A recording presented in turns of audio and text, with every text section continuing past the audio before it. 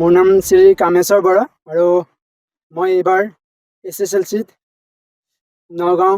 Barhampur Srimanta Shankar mission অন্ধ উচ্চ মাধ্যমিক বিদ্যালয়ৰ পৰা মই 69% পাৰ্চেণ্টেজ লৈ মই উত্তীৰ্ণ হৈছোঁ আৰু ভালে লাগিছে, যিহেতু মই বিচৰা নাছিলোঁ ইমানখিনি আৰু কষ্ট কৰিছিলোঁ যদিও মোৰ অলপ কঠিন আছিলে বছৰটো, যিহেতু এইটো বছৰতে মোৰ মাৰ্ক হেৰুৱাইছোঁ। আৰু এই চেগতে মই মোৰ বাইদেউ শ্ৰী গুণবৰা বাইদেউ লগতে মোৰ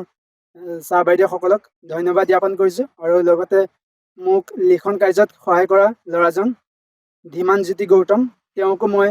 অশেষ ধন্যবাদ জ্ঞাপন কৰিছোঁ আৰু এনেকৈ আশা ৰাখিছোঁ সকলোৱে আগুৱাই যোৱাত সহায় কৰিব।